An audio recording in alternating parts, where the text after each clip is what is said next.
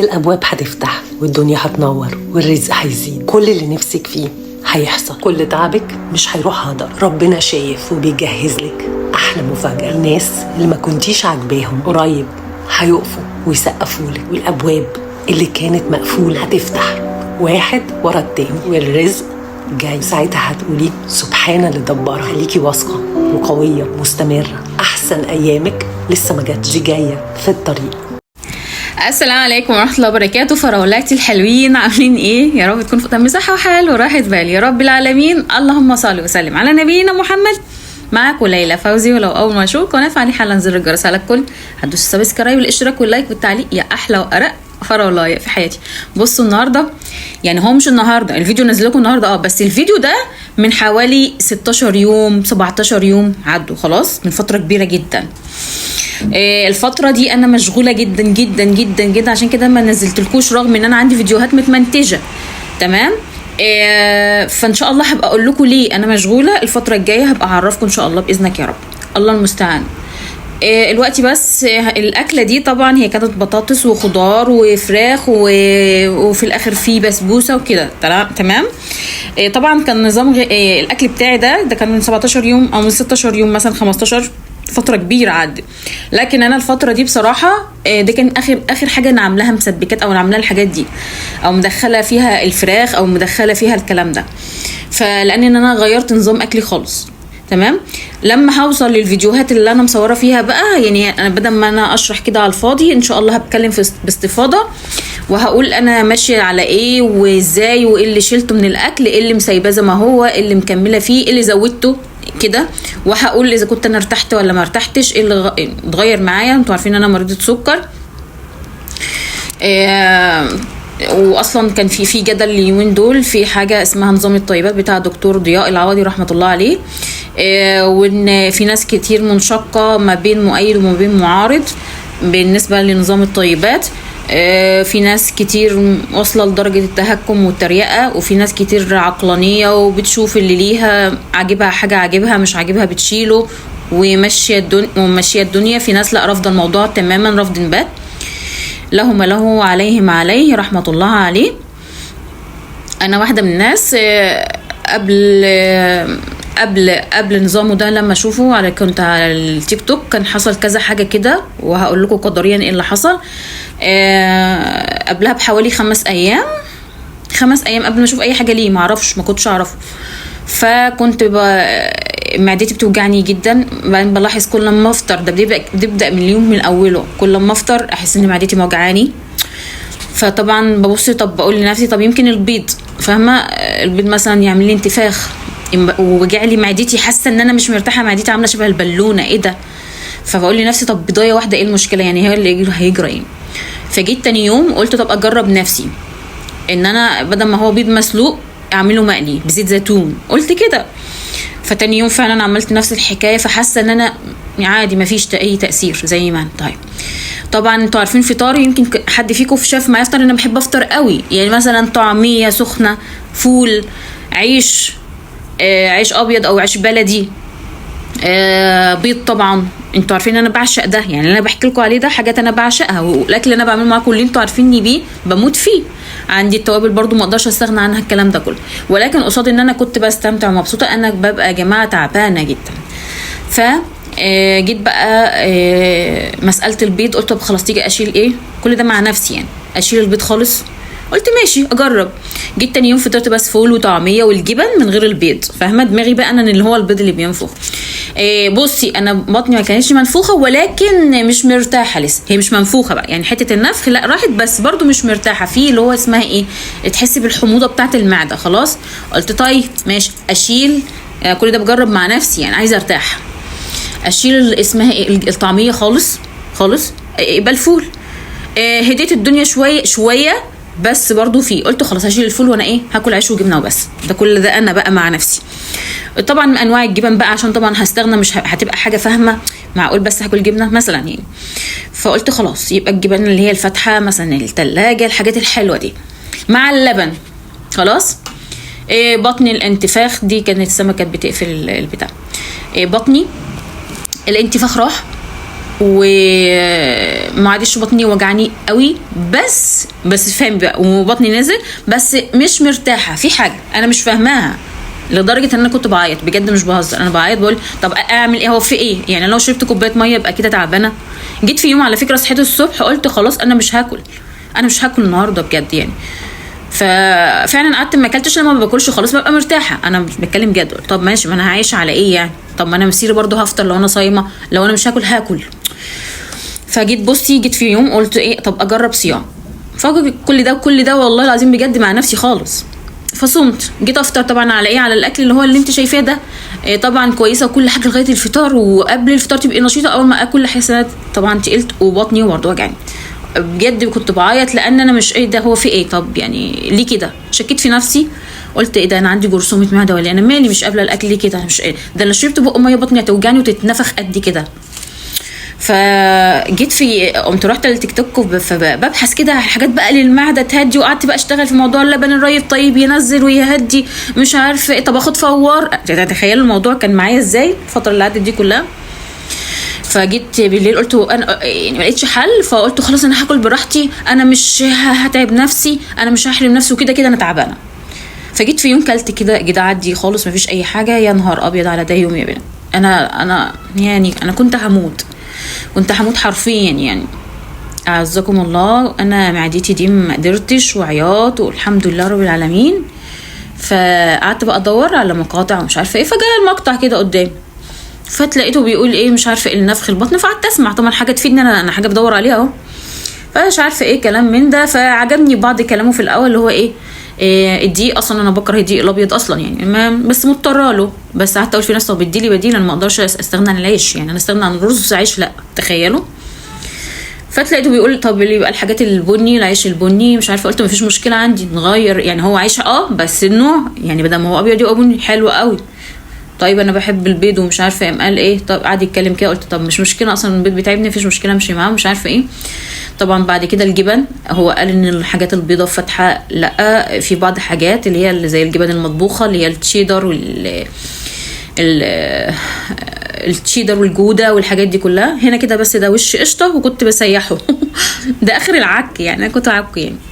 ف كده قلت ايه ده يعني، انا مش شايفه في نظامه حاجه هتضرني. انا شويه جبن بدل ما انا هجيبها بيضه هجيبها حمراء اللي هي اللي قال عليها المطبوخه، الحاجات اللي قال عليها. والعيش هغيره بعيش اسمر. بصراحه انا كنت لغايه هنا يعني، انا قلت ده في الفطار انا هظبط نفسي في الفطار وبراحتي بقى في الغدا وكده ومش عارفه ايه، فاهمه. ففعلا جيت من تاني يوم ومش عارفه ايه، وجبت البتاع ده في اللي هو العيش اللي هو كان قال على الريتش بيك ده، اللي فيه الدقيقه الحبه الكامله واللي هو والرده. جبت من باب التجربه، انا عادي هو عيش وجبنه زي ما انا بعمل، انا مفيش جديد عليا، انا مش مضروره خلاص. جبته استخدمته اول يوم كده، عارفه اللي هو بحاجه غريبه انت بتستخدميها، فبتابع لقيت نفسي مرتاحه، فاستغربت بيني وبينك مرتاحه. طيب اشوف بقى بعد كده بيقول ايه في الغدا، ما انا عايزه اتغدى. فببص لقيته بيقول البيض اسمها ايه، الفراخ خالص لا. طبعا انا استغربت، فراخ لا يا نهار ابيض، انا بحبها. طيب اديني بديل، المهم ان انت ما تقول لي حاجه تديني بديل ليها. فقام قال لحمه، قلت ما فيش مشكله قشطه، ايه انا عادي ماشي اللحمه، ما مش هموت لو ما اكلتش فراخ. المهم يا بنات انا من بعد تعبي ان انا عايزه ايه، اوصل ان انا ارتاح، عارفه ان انا اللي يخليني ارتاح اعمله، انا ما اقدرش، انا ما كنتش قادره. فقلت مش مشكله فراخ يبقى بدلها ايه اللي اسمها ايه اللحمه، وانا كده بحب البطاطس عادي مفيش مشكله. فجيت يا بنات اول يوم تاني يوم وتالت يوم انا استغربت، انا اندهشت، انا استغربت. انا عايزه اقول لكم اللي عارفني يمكن اصحابي من هنا ان انا اصلا الحمد لله انا وزني يعني قليل، انا وزني قليل ومش مليانه، ولكن لما باكل معدتي دي بتترفع. فانا لقيت نفسي في الثلاث اربع ايام معدتي مرتاحه. ايه ده انا مرتاحه، عارفه اللي هو انا عارفه اخد نفسي، انا مرتاحه تمام. قلت طيب ما انا ما فيش ضرر عندي، فراخ شلتها، اللحمه بدلها بطاطس خلاص، والعيش هجيبه اسمر، والجبن هي. جيت بقى على العشق بتاعي واللي انتوا عارفينه اللي هو اللبن. وانا اقول لكم انا ما اكلش ولا اشرب ولا اعمل اي حاجه في حياتي الا اللبن، انا بعشق اللبن. فطبعا فكره ان انا اشيله وانا بحطه في القهوه وما اعرفش بحبه في البشاميل والكلام من ده، فلا يعني عارفه كان صعب على، يعني ده اصعب عليا حاجه كان اللبن، لان حياتي كلها انا كل ساعتين اشرب كوبايه شاي. اللبن ده حاجه عندي مهمه، فكان ان انا اشيله ده كان صعب عليا. ولكن كل ما افتكر تعبي اقول اجرب، انا هيجرى لي ايه؟ انا هموت من غير لبن عادي. المهم شيلته ومش عارفه ايه. جيت بعد كده فتلاقيت وصفه اللي هي تدخلي انت تخبزي في البيت ومش عارفه ايه وتحطي عليه السمسم تعوضي الكالسيوم بتاع اللبن. فجيت وجربتها وعملتها في البيت وطلعت تحفه وجميله وعادي. انا من باب التجربه انا بجرب عشان انا ارتاح، فاهمه؟ انا اللي ارتاح، انا مش هاممني اي حاجه. خلاص. جه بقى على نقطه هو كان بيقولها ان العلاج ومشكله العلاج ووقفوا العلاج وما تاخدوش علاج ومش عارف ايه. انا معاه في العلاج اللي ملوش لازمه، اللي هو يعني ايه العلاج اللي ملوش لازمه؟ لو انا تعبانه وممكن استحمل التعب اللي هو العظمي وجعني مثلا شويه، فبدل ما اخد قرص ما اعرفش ايه، ممكن استحمل اعمل تمرين اعمل حاجه. انا معاك في ده، معاك ان انا لو مصدعه شويه قادره استحمل الصداع، ممكن استحمل اخد مثلا حاجه طبيعيه، نشوف الاول ضغطي ولا سكر، نعمل الصداع النظر كده وهربط دماغي شويه ويروح الصداع. انا معاك ماشي، مش هاخد علاج في ده. لكن انا بقى هنا وقفت وانا ضد ان الواحد لو هو مريض سكر ما ياخدش العلاج بتاعه. خلاص تمام. هي دي نقطه خلاف كانت في النظام، ان لا العلاج يتاخد. فانا جيت اول 4 ايام اجرب ان انا زي ما هو بيقولوا انا بجرب نفسي، خصوصا ان انا سكر من الدرجه الثانيه، انا مش درجه اولى اللي هي لازم الانسولين، لا يعني انا البرشام ساعات لما انسى وماخدوش كده يعني، فاهمه؟ عادي ممكن تمشي ما جراش حاجه. لكن الناس اللي بيتعبوا لا، فاهمه؟ فقلت اجرب نفسي ان انا امنعه يومين اشوف نفسي. فتلاقيتني لا مش مظبوطه يعني، عادي ماشيه بس انا مش مظبوطه كسكر. انا ببقى فاهمه نفسي سكري انا من غير ما اقيسه، والله ببقى عارفه. فقلت لا خلاص اخد الايه، اخد علاج السكر بتاعي زي ما انا وامشي على النظام. طيب وقلت لنفسي كل ده بقى مع نفسي انا، ما هو انا باخد الكلام منه انا اقيسه على حياتي. انا مش اسمها ايه، مش قطيع امشي وخلاص. انا بشغل عقلي، انا لازم اشوف ايه اللي يناسبني اعرضه عليا. وهو على فكره قال ده اعرض اللي انا بقوله عليك، لو انا بقوله عليك ده ما نفعكش سيبك منه، وده حقيقي وده صح. خلاص. فانا جيت قلت بصي ممكن يا ليلى، بكلم نفسي يا ليلى، ممكن ما تاخديش علاج السكر في حاله واحده، لو هتنزلي الجيم هتعملي رياضه وهتمنعي السكر من الاكل. انا معاكي في انا كليلى ممكن يمشي معايا ده، خلي بالك، وما احتاجش ان انا اخد علاج السكر. انا ممكن لو انا مشيت كده صح شاطره واعمل ده. جت عليا فتره ما كنتش محتاجه علاج السكر، والدكتور نفسه قالها لي، قال لي انت لو لعبت رياضه وظبطتي وشلت السكريات هتبقي زي الفل. وحقيقي انا معاه في ده. خلاص. فانا دلوقتي موقفه الجيم يعني، فاهمه؟ فكده بس. فاخدت بقى العلاج يعني وكده. انا بقى مش معاه في نقطه تاني نقطه معاه مش معاه فيها غير ان انا اوقف العلاج، ان انا اخد سكريات كتير، رغم ان هو وللامانه ما قالش سكريات كتير، قال لك ان الجسم بيحتاج كذا كذا كذا. فانت ممكن تحط سكر في الاكل لكن مش بشراهه. ولكن انا بقول لكم لا يعني، لا انا يعني لو انت مريضه السكر وانت بتتعبي من تثبيت السكر ما تزوديش. خلاص كده يا جماعه، يعني انت حكومه على نفسك، خدي ودي مع نفسك، انت اللي ينفعك ايه، طبيبه نفسك زي ما كان بيقولها لي دكتور اسامه غنيم، ربنا يا رب يبارك في عمره، هو وزوجته باشمهندسه رانيا حبيبتي وصديقتي الجميله. فانت خدي ودي مع نفسك، فاهمه؟ شوفي اللي يناسبك انت ايه، وانت دكتوره نفسك. خلاص. جيت بعد كده خلاص كده. طبعا الحاجه الثالثه واللي انا مختلفه معاه فيها اللي هو شرب السجاير. وهو ما قالش يا جماعه شربوا سجاير عشان ما يبقاش، بص انا ما بحبش نظام السياق تقطيع الكلام، هو ما قالش شربوا سجاير.